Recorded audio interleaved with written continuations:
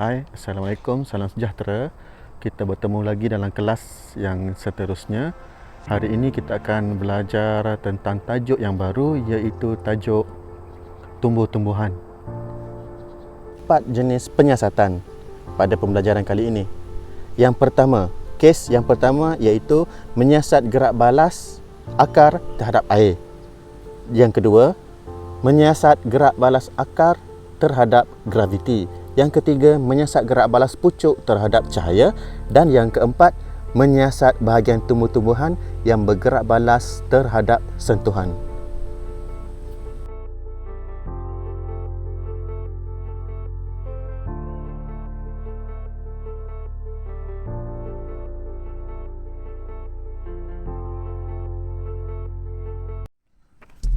Baik kelas, di sini ada salah satu contoh rumput yang dapat diambil.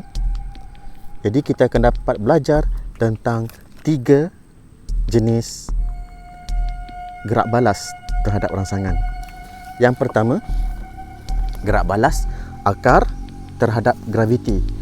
Awak dapat perhatikan dekat sini, akar akan turun ke bawah. Turun ke bawah mengikut tarikan graviti. Dan yang seterusnya, gerak balas akar terhadap air. Disebabkan sumber air berada di bahagian dalam tanah, jadi akar akan terus turun ke bawah dan mereka bertindak untuk mencari air. Dan seterusnya, gerak balas pucuk terhadap cahaya. Pucuk ini akan terus ke atas.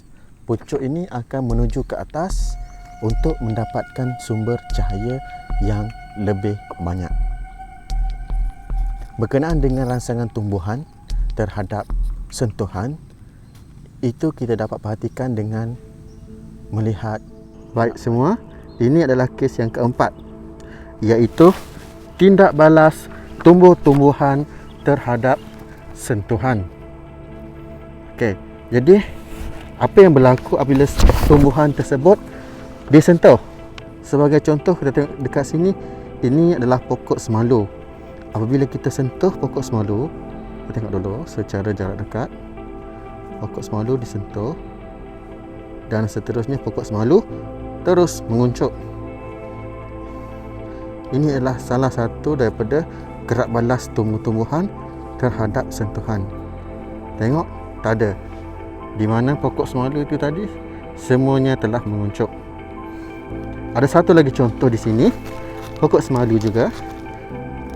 Okey, kita tengok pokok semalu ini setengah kembang mekar, tetapi disebabkan oleh ketiadaan cahaya matahari. Sekarang ini waktu senja, cahaya matahari tiada, matahari sudah turun, jadi tiada cahaya matahari. Sebab itulah ada satu sesebahagian daripada pokok ini sudah menguncup. Sebab cahaya matahari tak ada untuk mereka menjalankan proses fotosintesis. Nanti kita akan belajar di pembelajaran yang seterusnya berkenaan dengan fotosintesis. Hari ini kita akan tengok dulu tindak balas tumbuh-tumbuhan. Baik, kita tengok apa yang akan jadi apabila tumbuhan-tumbuhan ini disentuh pokok semalu. Tengok, apabila sudah disentuh, mereka menguncup. Secara keseluruhannya, tumbuhan bergerak balas terhadap 4 elemen yang penting, iaitu kita ambil contoh pokok. Kita ambil contoh daripada lalang ini. Yang pertama, pokok bergerak balas terhadap air dan graviti. Mereka mencari air di bahagian bawah, disebabkan bahagian bawah ataupun di dalam tanah terdapat banyak air yang mereka perlukan untuk hidup. Dan daya graviti telah menolak bahagian akar, telah menarik bahagian akar ini supaya lebih jauh ke bawah untuk mencari sumber air. Seterusnya, bahagian pucuk ini, pokok pucuk ini, mereka makin lama makin ke atas makin lama makin ke atas kerana mereka bergerak balas terhadap cahaya. Mereka berusaha untuk mencari cahaya untuk membuat makanan mereka sendiri.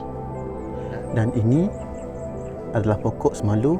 Itu salah satu daripada pokok yang bertindak balas terhadap sentuhan. Apabila awak sentuh, pokok semalu ini akan menguncup.